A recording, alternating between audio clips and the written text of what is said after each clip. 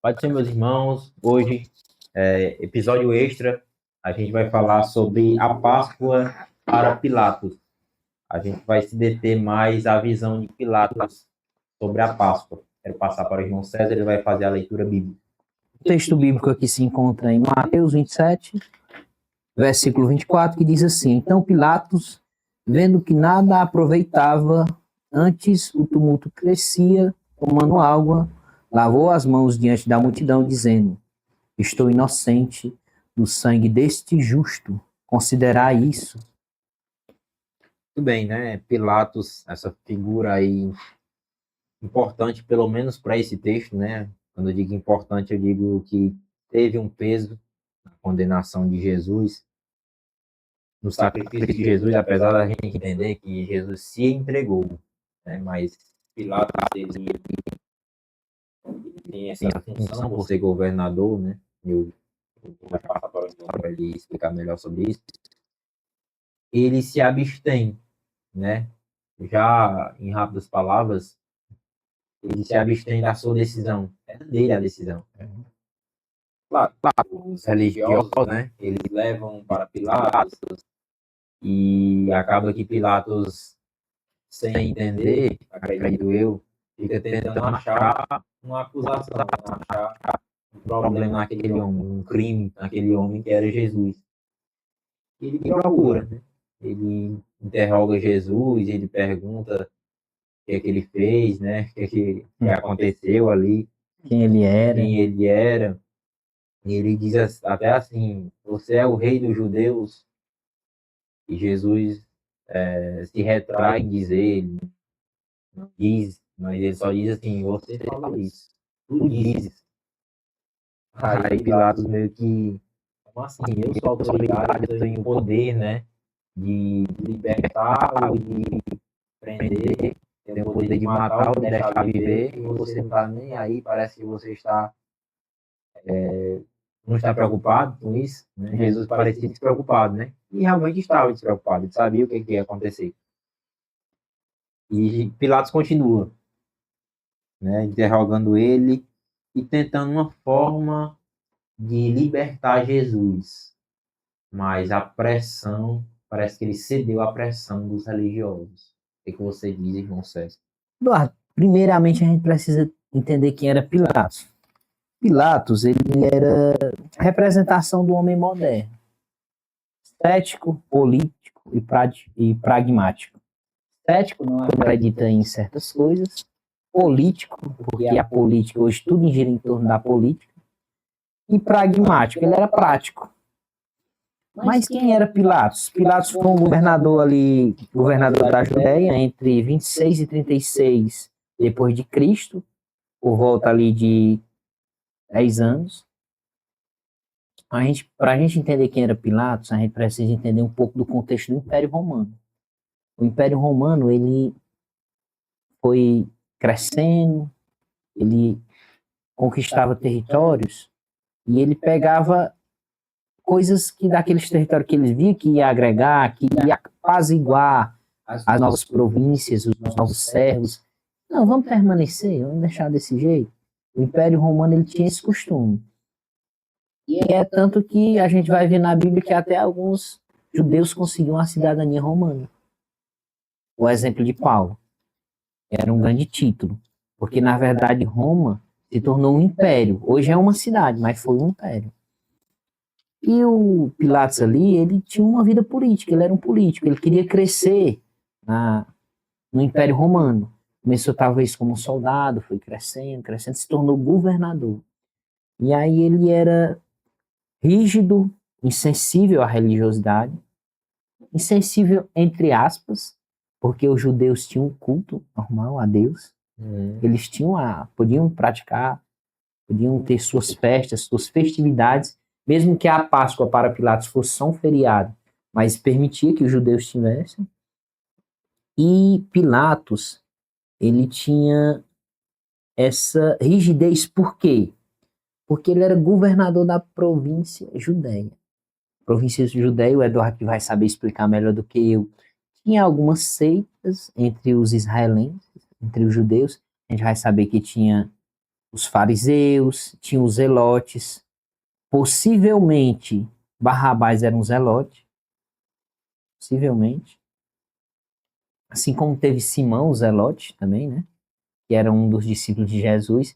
E eles eram o quê? Mais voltados para revolta política. Eles queriam uma revolta, queriam que o Messias viesse como o rei Davi e libertasse o povo do Império Romano. Não entendia que o Messias ia libertar do pecado. Então, Pilatos tinha que ser rígido. Tinha que ser rígido por quê? Porque a província era uma bomba. Como assim uma bomba, Eduardo? Imagine ali, na Páscoa, tá Jerusalém lotado. Vem os judeus mesmo ali, ou os israelitas, que são realmente ali da região da Judéia, e vinham para Jerusalém. Só que tinham os judeus helenistas. Depois do exílio, muitos judeus foram realmente para o exílio ali, se acostumaram a viver em outras cidades, mas preservavam os costumes. E nas festas da Páscoa, do Tabernáculo, eles vinham para onde? Eles vinham para o templo. Esses judeus tinham já a cultura helenística, que foi propagada ali por Alexandre o Grande, tinham outros costumes. Já imaginou o atrito ali? A gente vai ver isso mais ou menos na igreja primitiva em Atos, que é obrigatório, é necessário os diáconos ali já para cuidar das viúvas helenísticas, das viúvas já judeias ali mesmo da terra. Então tinha essa bomba que a qualquer momento podia explodir e ele ficava preocupado. Claro que ele estava tenso, a todo momento tenso. E aí a gente tem que ter outras questões. Ele era pragmático, ele era político e ele queria com certeza crescer. Talvez ele nem quisesse estar na província da Judéia. Já imaginei, ele disse, o Império Romano tem tantas províncias, eu poderia estar em Roma, poderia estar no Senado, mas estou aqui, uma bomba, que a qualquer momento pode explodir uma confusão, uma rebelião. Então ele tem que ser rígido, ele tem que ser prático. E aí a gente tem que ter do ponto de vista que ele não conhecia a tradição judaica, ele não conhecia o Deus de Isaac, Abraão e Jacó, ele não conhecia muitos profetas. Só que ele vinha de uma cultura que acreditava em politeísmo, em vários deuses. Cultura greco-romana ali. Então, é tanto que quando Jesus falam que Jesus era o filho de Deus, que se declarou filho de Deus, ele se assusta. Porque ele diz, opa, eu vou trazer maldição para mim, eu vou trazer... Então, ele era realmente talvez um modelo do homem moderno, que pensa em crescer politicamente ou profissionalmente, em ter um grande network, e ter uma boa reputação, em ganhar bens materiais, status financeiro, status social. Mas, ao mesmo tempo, ele estava ali com a província, que, apesar de pequena, era problemática. Então, talvez eles fossem aquela pessoa que era rígido, porque tinha que ser. Sim. Era um império, né? Mas tinha que ser prático também para não podia causar uma rebelião ali. Sim. Tinha que manter uma política da boa vizinhança, querendo ou não. Exatamente. Então ele meio que ficava em cima do muro, né? Falando no nome do imperador, mas sem querer bater demais, apesar que com certeza ele oprimia, mas ele tentava não exagerar, passar do limite que ele mesmo impôs, talvez, para não causar uma revolta. Querendo ou não, um pouco unido, né? É sempre perigoso. Sim. E tinha o lema do Império Romano ali, que era mantenha a ordem, custe o que custar. Então ele tinha que manter a ordem, muitas vezes não era só matar alguém, não era só... Era fazer acordos por debaixo dos panos, que a gente vai ver que é mais ou menos o que ele faz com Caifás ali. Acredito que ele não respeitava os fariseus nem os saduceus, mas tinha que ter esse acordo, tinha que ter essa boa convivência para quê? Para que, talvez, acredito até que ele expôs assim, em João 18, 19, vai ter assim, que tem momentos que ele relata como se fosse assim, um deboche com Caifás. Ele tem a gente vê que ele não tinha o respeito que ele tinha por Jesus, ele não tinha por Caifás. já entendia talvez o sistema deles, né? O sistema religioso, e via que não, talvez ele pregava uma coisa que não vivia. Lembra naquela época o Sinédrio, que eram os 70 dos principais dos sacerdotes. Eles eram como se fosse o Supremo Tribunal do Brasil. Eles tinham o poder de criar leis, de reger leis, só que eles não tinham mais esse poder, porque o poder agora era de Roma. O poder final era de Roma. Era de Roma. Eles eram apenas uma província.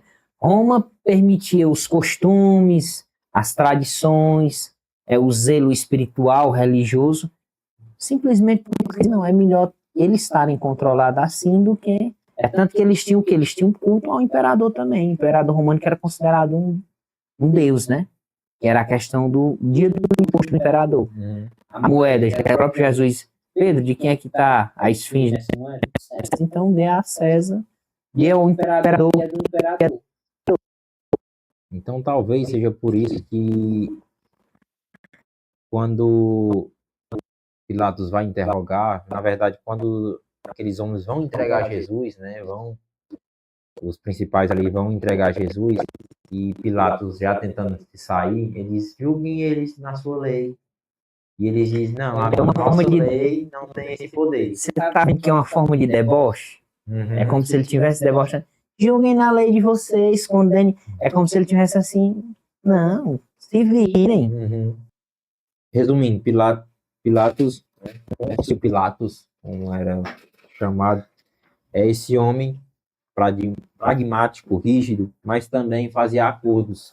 Sim, até porque era o lema de Roma, né? Mantenha a ordem, custe o que custar. Não era só dizimar famílias, pessoas, era também fazer esse tipo de acordo. Acordos para, né, tentar manter a ordem. E essa questão, irmão César, do interrogatório de Pilatos com Jesus, o que ele tenta fazer ali? Ele tenta livrar de Jesus, ou ele tenta debochar de Jesus? O que você acha?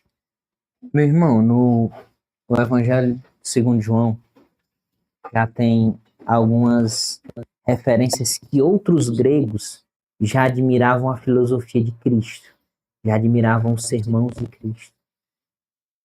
Até o momento eles vêm, se não me engano, é o capítulo 12, e aí eles pedem a Filipe, deixa que nós falemos com Jesus. Não é explícito ali o que eles dizem, mas implicitamente, é como se estivesse dizendo, ei, diz ele que venha para a Grécia, lá nós vamos valorizar os ensinamentos dele.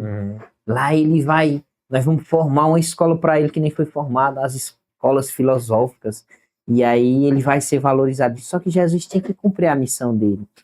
Então, Pilatos, por ser influenciado por essa cultura greco-romana, quando ele chega ali, ele se maravilha com Jesus.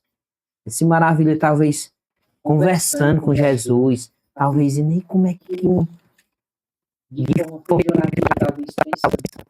um judeu tem essa cultura desse homem, tem esse pensamento, tem essa eloquência. E aí começa a questionar, sem falar que já tinha a advertência da sua esposa, né? Que ela teve um sonho, aí vai dizer aqui, Mateus 27, 19, vai dizer aqui, ele estava sentado no tribunal e sua mulher mandou-lhe dizer, não entres na questão desse justo, porque um sonho muito sofri por causa dele. Como se ela estivesse dizendo assim, ei, ela diz ainda, adverte, é um justo. Então ele já sabia. Ela reconhece, né? Reconhece. Lembrando que eles eram supersticiosos. Eles tinham as superstições dele. Entendeu?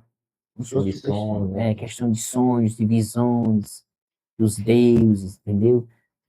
Os romanos mesmo muitas vezes tinham no Coliseu, quando não chovia, eles faziam que ali uma luta de gladiadores para ver se o derramado sangue agradava aos deuses dele e se vinham chuva sobre Roma, se vinham realmente regar a terra, hidratar a terra. Então eles eram supersticiosos. Aí imagine Jesus. Aí principalmente quando eles dizem, tá conversando com Jesus e falando que Jesus já diz ali para Pôncio Pilatos, não, tudo que eu falei, a verdade já foi dito, perguntem ao povo, eles vão te dizer. E aí ele começa a questionar: que verdade é essa? Que verdade é essa? Jesus talvez poderia ter dito: ei, Pilatos, eu sou o caminho, a verdade e a vida. Mas não era o momento de Jesus se revelar ali. Ele estava cumprindo outra obra. E eu imagino Pilatos curioso, talvez pensando: rapaz, que homem é esse? Que verdade é essa? Que cultura é essa? Que filosofia é essa que eu não encontrei em todo o acervo das bibliotecas do Império Romano, o acervo da Biblioteca de Alexandria, que foi perdido? Então, com certeza aqui, principalmente do conselho da mulher dele, né, da esposa dele, ele já teve uma influência muito grande, né? Já começou, opa, pé atrás. Quem é esse homem? Por que ela sofreu tanto nesse sonho? Então, além de talvez admirar Jesus pela pessoa, por ouvir falar da fama, ou por medo de tocar em alguém realmente justo, né? Porque uma coisa é você condenar um criminoso, né? Uma pessoa, agora outra coisa é condenar um justo, mais pesado. Não que isso dê direito, né, a qualquer pessoa. Sim, com certeza. Mas ele estava num poder de autoridade, ele realmente poderia exercer aquela autoridade, mas condenar um justo, na visão dele já, na concepção dele já era errado. Então, correr esse risco de condenar um justo, e ele analisava ali e concluía que era um justo. A esposa concluía que era um justo. Tinha a questão também, Eduardo, que Jesus era bem visto pelas massas, pela população em geral. Era bem visto. A Bíblia descreve Vários seguidores, né? vários seguidores. Jesus era bem visto. Pilatos também não poderia, como é que eu posso dizer? Não poderia inflamar a massa da Judéia ali contra ele. Entendeu? Aí não era só a massa ali da Judéia, tinha os samaritanos, a Síria. Ou seja, estava mexendo com muita gente. Jesus não era, ele era tido como um justo, mas ele era um homem influente. Jesus era um homem influente. Onde passava multidões, né? É tanto que a gente percebe Mesmo que talvez muitos querem milagres, tem essa questão também. sim, Mas mesmo assim arrastava multidões. talvez eles poderiam ver Jesus como um curandeiro, Sim, como um homem santo, como Nabucodonosor viu Daniel, em que habita o sábio, o espírito dos deuses dele, o mago. Eles poderiam ver, ele poderia ver Jesus assim, só que se ele injuriasse as massas ali contra ele, era dar um tiro no pé. Ele tinha que manter sob controle. Não é uma questão simples ali para ele. E a gente tem que ter do ponto de partida que ele era humano, ele era ambicioso, ele queria crescer politicamente, queria crescer dentro da hierarquia do Império Romano. Só que não quer dizer que ele seria mal, não. Que ele ia ser mal ao ponto de querer matar uma pessoa inocente. Entendeu? Aqueles criminosos que estavam ali, eles fizeram alguma coisa. Barrabás, os dois, até que quando um olha para Jesus e diz assim: ei, tu não é o filho de Deus, desce daqui. Aí o outro vai e diz: ei, macho, alô, quer? Ele não cometeu nada para estar aqui, nós pecamos, nós erramos. verdade. Às vezes a gente tem aquela visão de Pilatos como um homem realmente muito mau. Mas será que ele realmente era mau mesmo? Porque assim, a gente tem que levar em consideração que ele não conhecia, né, o Deus de Abraão, de Isaac e Jacó. Sim. Ele não tinha esse conhecimento. E ele fazia parte do Império Romano. Era outra história, outra questão. Outra cultura, outras divindades. As divindades do Império Romano, até Paulo mesmo muitas vezes pregando, primeira carta aos Coríntios, ele vai dizer, porque a palavra da cruz é loucura para os que perecem. Os gregos achavam ridículo um Deus descer do céu e morrer na cruz. Para eles, os deuses eram Hércules, eram Saturno, fortes, eram egoístas, de certo ponto, jamais serviriam um homem, jamais poderiam até ter misericórdia. A mitologia grega vai ter muito, alguns têm compaixão, mas eles queriam mais, primeiro, o egoísmo deles. Sei. Eles eram divindades mais entregues aos prazeres, do sexo, da comida, que vai ter a Afrodite, vai ter Zeus aí que tinha filhos, com cada mortal que ele encontra, com cada mulher que ele encontrava aí, era uma mortal, Uhum. ele tinha um filho, e aí nasciam os semideuses, que vem várias e várias histórias. Então a cultura deles era essa. Aí acreditar num Deus do céu, você fez servo, ensinou, mas aí acaba morrendo pelo céu, é loucura. É. É o que Paulo vai dizer, a palavra cruz é loucura para o céu. Então, por isso, assim, que, não sei, talvez ele não fosse totalmente mal. A Bíblia vai dizer que comer Sim, nesse sentido. né? Claro, nesse sentido. Todos nós temos a inclinação para o mal. Mas, às vezes, a gente lê ou até assiste algum filme em comum também e vê aquele homem sanguinário, né? Debochando sempre. Sim. Se ele tinha essa tendência ou não, o contexto contribuía para que ele fizesse. Mas talvez ele não fosse tão assim, tão mal. Talvez ele realmente. E pelo texto a gente entende que ele queria realmente livrar Jesus. Ele não via condenação. Ele se torna um pouco omisso, né? Porque ele tinha o poder, mas ele lavou as mãos. Sim, ele errou.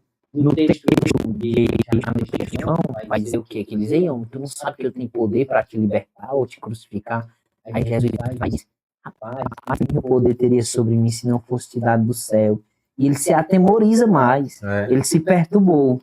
É tanto que eu acho que esse versículo 24 aqui, que ele diz que lavou as mãos diante da multidão, ele tentou lavar as mãos de forma ali social, primeiramente. Disse assim, não, eu estou tentando libertar esse homem. Ele tentou limpar a sua consciência primeiro. Eu estou tentando deixar esse homem livre. Só que o que é que acontece? O povo quer que ele morra, porque realmente ele deu poder ao povo. Uhum. E o povo escolheu Barrabás e não Jesus Cristo.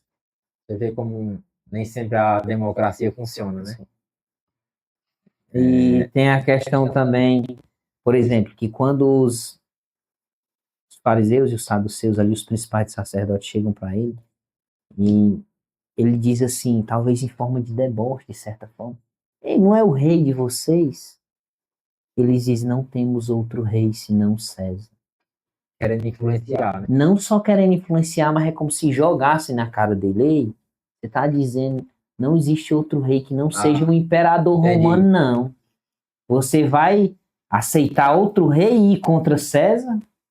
Porque até os reis que existiam, que nem Herodes, eram simples fantoches do Império Romano. Uhum.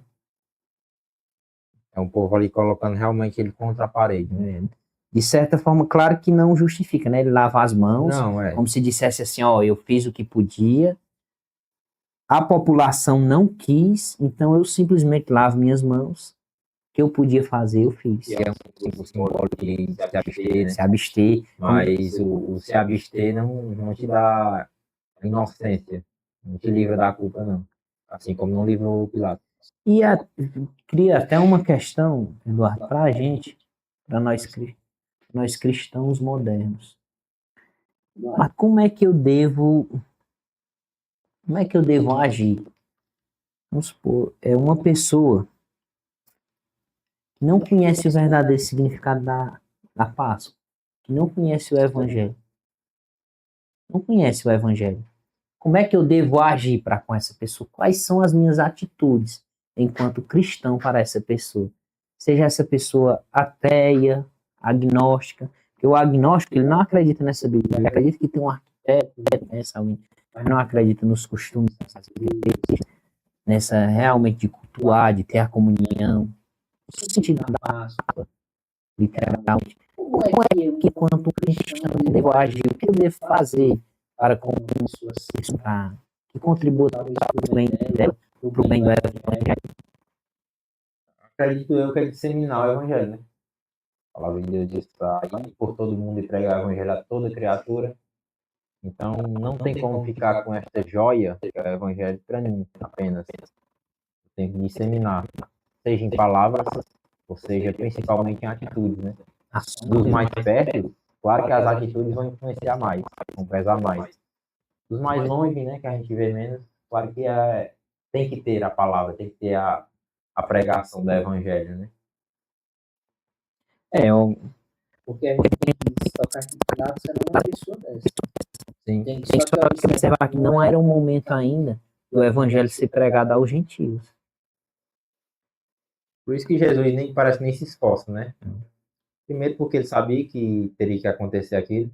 E segundo que não era o momento de pregar para os gentios. E ele não deixa de falar a verdade, né? Quando Sim. Pilatos diz assim, talvez com desespero, com a alma aterrorizada ali, dizendo, ei, você não sabe que eu tenho o poder de lhe crucificar e lhe libertar, não. E Jesus vai dizer, você não teria poder nenhum sobre mim. Se do céu, não, se de cima não te fosse dado. Como se ele estivesse dizendo assim, você não tem poder sobre mim. Só foi lhe dado o poder porque isso precisa acontecer. E também tem uma questão que então Pilatos ele cumpriu a palavra de Deus, assim como Judas cumpriu. Então, de uma maneira ou de outra, a vontade de Deus vai ser cumprida. Agora, claro, Pilatos poderia ter se abstido da culpa, sim, e não da condenação de Cristo, né? Então a coisa é forte, né? A vontade de Deus sempre vai ser feita. Agora, a nossa escolha que vai dizer se a gente vai estar de um lado ou de outro. Se a gente vai estar do lado que é abençoado pela vontade de Deus, que ela é sempre boa, perfeita e agradável, ou se a gente vai sofrer as consequências, né? Mas a vontade de Deus sempre é feita. Muitas pessoas, até no período que a gente está, né? Tem aquela cerimônia, não sei se em outros estados tem, mas aqui no Ceará tem aquele costume de crucificar, né? O Judas. Sim. E é o boneco ali representando Judas, e eles colocam em uma arte, e crucificam de uma forma simbólica, derrubam, né? Ele, e comemoram aquilo, como se tivessem o poder de julgar e não entender. E o próprio Jesus queria salvar, queria perdoar. Sim. E até perdoou, ele grita lá na cruz, Pai, perdoa porque não sabem o que fazem. Sim. Estava abrangendo todo mundo. Mas o que acontece é que Judas não quis o perdão. Essa é a grande questão. Será que nós estamos querendo o perdão de Deus? Então, quem enfocou Judas não foi as outras pessoas, como de costume aqui no Ceará, mas foi o próprio Judas que se enfocou. Isso diz muito, né? Sim, Eduardo, e diz muito mais sobre o cristão do que sobre o incrédulo. Charles Spurgeon, se não me engano, tem uma frase muito forte que ele diz assim: toda vez que eu penso no cristão que deveria ser, me envergonho do cristão que eu sou.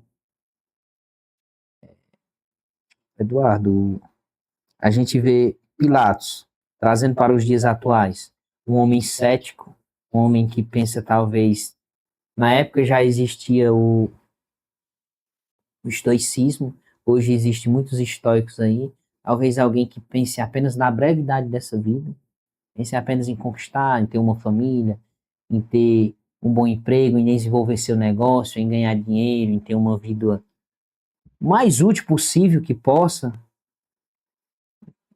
uma vida longa e útil, entendeu? Uma vida confortável. E essa pessoa talvez não ligue muito para o cristianismo, para o evangelho. Mas que tipo de cristão estamos sendo? Estamos sendo imitadores de Cristo verdadeiros ou estamos sendo apenas religiosos, que nem os principais dos sacerdotes? É um grande questionamento, né? Que fica aí para refletir. E muitas vezes nós somos religiosos. Muitas vezes nós somos mais religiosos Sim. do que cristãos de verdade, genuínos. Esses dias mesmo eu assisti um filme, ontem fosse ontem, que retrata Jesus como uma pessoa, como um hippie. Uma pessoa que se Movimento Jesus. É? Não, acho que movimento Jesus mesmo. Isso. Aí acontece que, na verdade, não é nem o Jesus, né? Em certos momentos parece que é Jesus, mas em certos momentos é uma pessoa comum. Só que é um seguidor de Jesus bem... É o mesmo ator do The Chosen. Sim, é bem parecido com Jesus. Até que, numa ocasião lá, eles perguntam, né? Muitas pessoas dizem que eu sou Jesus, mas na verdade não sou. Eu sou apenas uma pessoa que tenta ser mais próximo, parecido com Jesus, né? Em outras palavras, ele diz. Aí o que que acontece? É uma pessoa realmente exemplo, né? Parece de fato com Jesus. E quando ele chega na igreja, ele na verdade nem tem igreja, nem consegue ter uma igreja. E ele diz que ele conversa com o pastor e diz que é uma necessidade daquele povo ter uma igreja, ter um pastor como ele. Mas tem uma dificuldade, né? Pessoas que se vestem diferente, têm maneira de falar diferente. E quando ele chega na igreja, muitos daqueles irmãos se revelam como religiosos, não aceitam. Aí até uma pessoa que estava assistindo ao meu lado, você sabia que muitas vezes nós somos os religiosos. Se fosse hoje, nós teríamos essa reação, né? Sim, com É certeza. verdade. É isso que eu te pergunto. Então, talvez tenham muitos Pilatos aí que não entendem a Páscoa, mas por maus exemplos de cristãos que se apegam tanto ao zelo religioso que esquecem do zelo espiritual. Se esquecem que Cristo, ele não deixava de sentar à mesa com prostitutas e publicanos. Ele não apoiava o pecado deles, mas ele amava aqueles pecadores. É. E quantas vezes não somos assim? Porque enquanto cristão, eu tenho que odiar o pecado, mas eu devo amar o pecador. Com certeza. E esse testemunho que a gente dá é muito importante. Essa reação que a gente tem em relação ao pecado, né? Em relação ao apontamento das pessoas, o questionamento, essa reação influencia demais. Porque talvez Pilatos ali estava diante de religiosos que estavam acusando um homem. E Pilatos, olhando para aqueles religiosos, entenderam o sistema deles. Entenderam que eles eram egoístas. Entenderam? Por isso que eles parece que não respeita eles, mas respeita mais Jesus. Olha, ele não respeita 70 homens que tinham o poder do Sinédrio, o poder equivalente ao do Supremo Tribunal Federal. Ele não respeitava esses homens, mas respeitou um homem que tinha apenas reconhecimento social pelas suas boas ações, pelos milagres que realizava, pelo testemunho que dava e pela multidão que o seguia, e pelas suas palavras e pelas suas ações. Ele respeitou mais do que 70 homens. Então, o cristão vale mais do que centenas de religiosos. Sim, com certeza. Talvez o que é que eu digo, talvez muitos homens hoje que são céticos, são pragmáticos, inteiramente políticos, que nem Pilatos, até porque eu conheço alguns ateus que eles respeitam a inteligência de Jesus, eles respeitam a inocência de Jesus, eles respeitam a influência de Jesus, eles reconhecem que Jesus dividiu a história entre antes e depois. O que eles não reconhecem é o sistema religioso. O que eles não aceitam, o que eles não compreendem é o sistema religioso. Porque realmente o sistema religioso ele é cheio de incongruências, ele é cheio de inconsistências, Sim. de contradições. Como é, Eduardo, que eu falo do amor de Cristo, mas eu não amo meu irmão? É complicado, né? Como é que muitas vezes, quando eu falo nós, muitas vezes nós entendemos que a Bíblia diz para não nos apegarmos e não construirmos tesouros nessa terra, mas eu sou tão apegado ao dinheiro aqui, eu sou tão apegado às finanças, que é aquilo que passa a se tornar um Deus para a minha vida, toma o lugar de Deus na minha vida. Entendeu? Quantas vezes, às vezes, até eu jamais estou dizendo que é errado ir ao templo, porque o próprio Davi diz, alegrei-me quando me disseram, vamos à casa do Senhor. Uma coisa pedi que possa habitar no seu tabernáculo todos os dias da minha vida. Davi tinha essa necessidade de ir ao templo, ele tinha e é importante ir ao templo, mas quantas vezes nós nos apegamos tanto ao ativismo religioso, estamos como ativistas todos os dias na igreja, mas não temos mais o nosso momento de intimidade com Deus, a nossa comunhão com Deus. Sim, verdade. E acho que o pior tipo de cristão, o pior tipo de ser humano é aquele que conhece a verdade, né? E não pratica. Sim, com certeza. porque a Bíblia diz que a quem muito é dado, muito é cobrado. Então, se Deus ele derrama muito a graça dele, a misericórdia dele, das bênçãos dele, também vai exigir muito. Sim. É um peso, né? É um peso. É um peso, Assim como tinha um peso e responsabilidade em Pilatos. Ele era uma autoridade. O simples fato dele lavar as mãos, ele querer se abster, não isentou ele, não. E a autoridade era dele. Volto a repetir. Tinha o risco de revolta em Jerusalém era grande. E aí a multidão está gritando por Jesus ou por Barrabás? Barrabás. Não estou dizendo que, de maneira nenhuma, que Pilatos é inocente, que ele não é culpado. Ele cedeu à pressão. Eu estou dizendo que ele é menos culpado do que os que conheciam o Deus de Isaac, Abraão e Jacó. Com certeza. Porque o amor de Deus, talvez alguém vá dizer assim, ei, o Deus do Novo Testamento é diferente do Deus do Velho Testamento, é o mesmo Deus. É o mesmo. O amor, o juízo, o cuidado, a misericórdia é a mesma. Ele teve misericórdia de Miriam. Ele teve misericórdia de Moisés, que foi um assassino. Ele teve misericórdia de Abraão, que foi um mentiroso. Ele teve misericórdia de Sansão, atende seu pedido nos últimos suspiros da sua vida. Davi. Então é o mesmo Deus misericordioso, mas aquele é o mesmo Deus que a gente, no episódio passado, viu ele falando que na celebração da Páscoa, se tivesse alguém de fora, fosse estrangeiro, se ele fizesse uma aliança com Deus, que era a circuncisão, poderia participar da celebração da Páscoa. Era o mesmo Deus que aceitava, o mesmo Deus que dizia, se tiver algum estrangeiro entre vós, sejam cuidadosos, sejam zelosos, porque vocês foram estrangeiros na terra do Egito. E o povo de Israel estava perdido, o povo de Israel estava com o Deus vivo entre eles e não reconhecia o Deus que o chamou, que formou a nação, que livrou da terra do Egito, que livrou ele dos filisteus, que deu reis, que deu bênçãos. Eles não conheciam mais o próprio Deus. Verdade. Se perderam ao ponto de não reconhecer seu próprio Deus, seu próprio Pai, a sua própria divindade. E aí, Eduardo, fica um questionamento. Nos dias atuais, no cristianismo frágil, que vivemos, por assim dizer, o cristianismo não é frágil, o evangelho não é frágil, mas as pessoas estão tornando assim. Em meio ao analfabetismo bíblico, porque às vezes a pessoa não sabia ler, mas conhecia a Bíblia.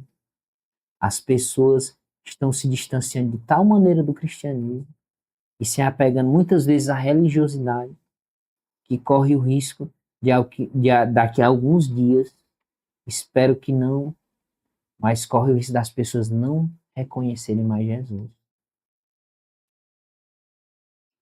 Porque o maior perigo que ameaça a igreja do Senhor, ela não é exterior. Deixa eu ser um exemplo aqui, em servir.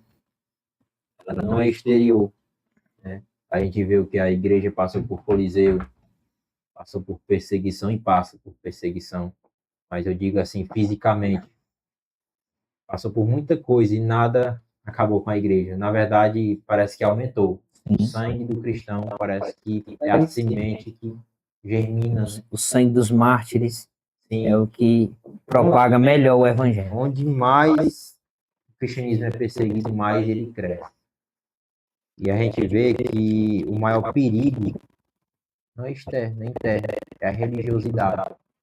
As pessoas estarem na igreja, se denominarem cristãos, se denominarem crentes, servidores de Cristo, evangélicos, seja o que for, e não ter uma vida como cristão, não se parecer com Cristo. Serem cristão, que significa pequeno Cristo, imitador de Cristo, e não ser parecido com Cristo.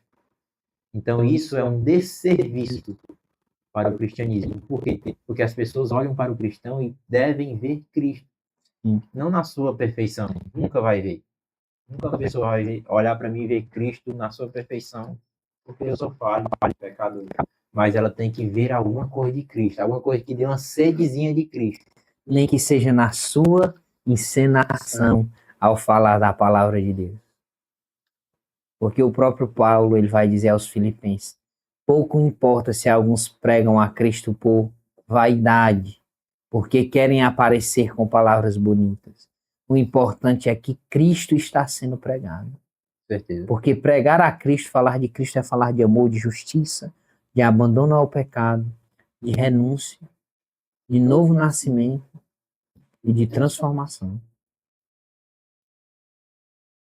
Infelizmente, né, essas pessoas que não são parecidas com Cristo, nesse mesmo contexto, elas acabam que afastam outras pessoas de Cristo, né?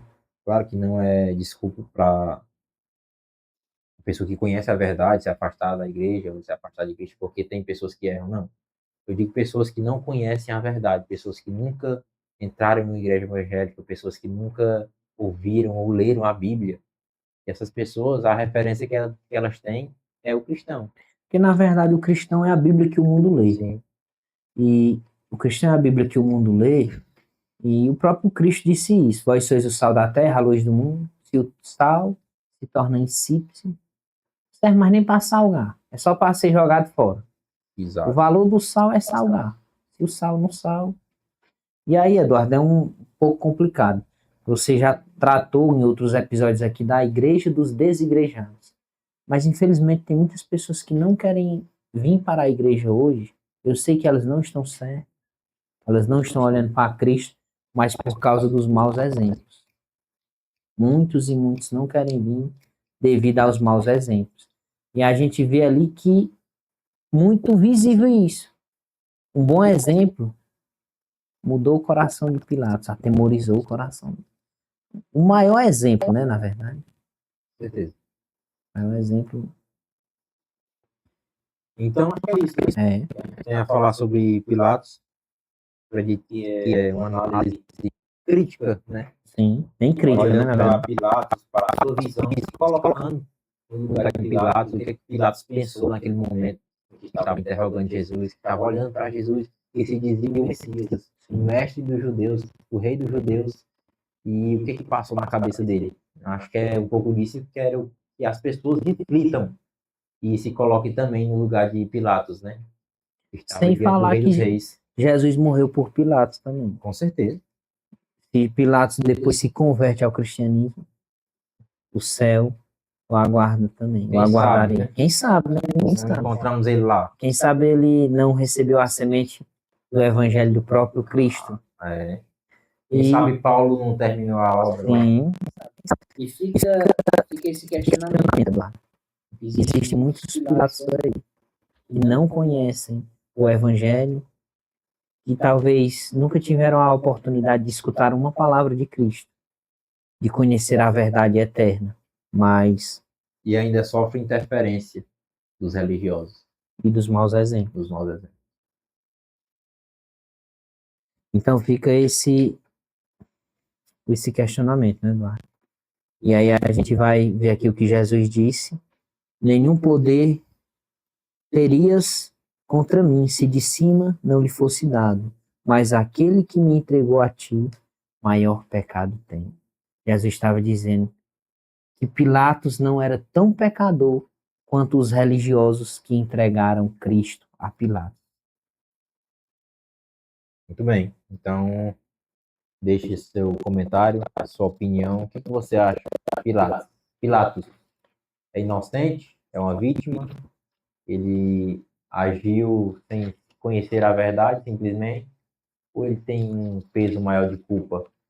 Acredito eu que ele tem a culpa, sim, porque o fato de se abster, de lavar as mãos, não isenta da culpa, mas com certeza quem entregou, que conhecia a verdade, tem uma culpa maior. Sim, maior pecado cometeu, né? Como diz a Bíblia. Bom, é isso, pessoal. Você que é cristão, se lembre. Algum Pilatos por aí, algum homem moderno cético, político, inteiramente pragmático, prático, que não se importa com a religiosidade, talvez precise conhecer a Cristo. E ele só pode conhecer através de um relacionamento. E muitas vezes você vai fazer ações que encenam o amor de Cristo. E isso alguém vai perceber e dizer, tem algo diferente nessa pessoa. E através disso, você pode ganhar uma alma para Cristo, né, Eduardo? Com certeza. Eduardo, você pode orar, encerrando? Bem. Senhor, meu Deus, meu Pai, queremos, Senhor, mais uma vez te agradecer por esta oportunidade que o Senhor nos concede, que o Senhor nos dá, Pai amado, de estudar um pouco mais a tua palavra. Que o Senhor continue nos dando discernimento, que o Senhor continue nos dando graça, Pai. Tudo que o Senhor nos dá não é nosso, é teu, Pai, é mérito teu. Ah, Jesus, te agradecemos por tudo, pelo dom da vida, Pai. Que o Senhor possa abençoar cada um que acompanhou para este programa. Que o Senhor possa abençoar este programa para que cresça, para que frutifique, para que esta palavra, Senhor, palavras de vida eterna, palavras de vida, chegue a mais pessoas, Pai. Que estas pessoas sejam alcançadas, abençoadas, Pai. Em nome de Jesus, Pai amado, é isso que eu te peço, é isso que eu te agradeço. Amém.